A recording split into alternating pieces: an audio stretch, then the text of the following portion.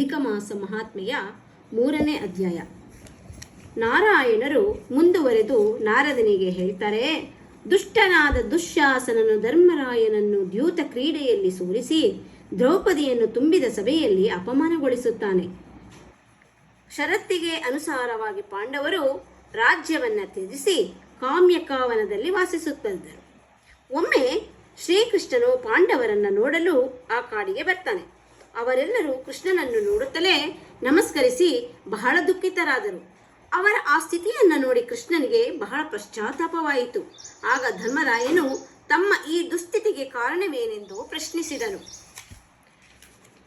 ಅದಕ್ಕೆ ಶ್ರೀಕೃಷ್ಣನು ಉತ್ತರಿಸುತ್ತಾನೆ, ಚೈತ್ರಾದಿ ಮಾಸ ಹಗಲು ರಾತ್ರಿ, ಉತ್ತರಾಯಣ ಮತ್ತು ದಕ್ಷಿಣಾಯನ, ನದಿ, ಸಮುದ್ರ, ಪರ್ವತ, ನಗರ ಇತ್ಯಾದಿಯಾಗಿ ಎಲ್ಲವೂ ಶರೀರಧಾರಿಗಳು ತಮ್ಮ ತಮ್ಮ ಗುಣಗಳಿಗೆ ಅನುಸಾರವಾಗಿ ಪೂಜಿಸಲ್ಪಡುತ್ತಾರೆ. ಪ್ರತಿಯೊಂದಕ್ಕೂ ಅವರದ್ದೇ ಆದ ದೇವತೆಗಳಿರ್ತಾರೆ. ಎಲ್ಲರೂ ತಮ್ಮ ತಮ್ಮ ಅಧಿಕಾರಕ್ಕೆ ಅನುಸಾರವಾಗಿ ಪೂಜೆಗೊಂಡ ಮೇಲೆ ಉತ್ತಮ ಫಲವನ್ನು ಕೊಡುತ್ತಾರೆ. ಹೀಗಿರುವಲ್ಲಿ ಒಮ್ಮೆ ಅಧಿಕ ಮಾಸ ಅಂದರೆ ಮಲಮಾಸ ಉತ್ಪನ್ನವಾಯಿತು. ಆಗ ಎಲ್ಲರೂ ಅದನ್ನು ನಿಂದಿಸಲಾರಂಭಿಸಿದರು. ಈ ಮಲಮಾಸವು ಯಾವುದೇ ಶುಭ ಕಾರ್ಯಕ್ಕೂ ಯೋಗ್ಯವಲ್ಲ. ಏಕೆಂದರೆ ಈ ಮಾಸದಲ್ಲಿ ಸೂರ್ಯನ ಸಂಕ್ರಮಣವಿರುವುದಿಲ್ಲ.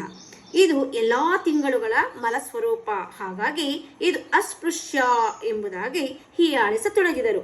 ಆಗ ಮಲಮಾಸವು ಅತ್ಯಂತ ದುಃಖ ಮತ್ತು ಪಶ್ಚಾತ್ತಾಪದಿಂದ ಕುಗ್ಗಿಹೋಯಿತು. ಹೇಗೋ ಧೈರ್ಯ ತಂದುಕೊಂಡು ವೈಕುಂಠದಲ್ಲಿರುವ ಪುರುಷೋತ್ತಮನಿಗೆ ಶರಣಾಯಿತು.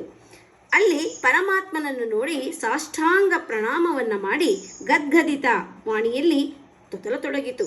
ಎಂಬಲ್ಲಿಗೆ ಪುರುಷೋತ್ತಮ ಅಧಿಕ ಮಾಸ ಮಹಾತ್ಮೆಯ 3ನೇ ಅಧ್ಯಾಯವು ಸಂಪೂರ್ಣವಾಯಿತು.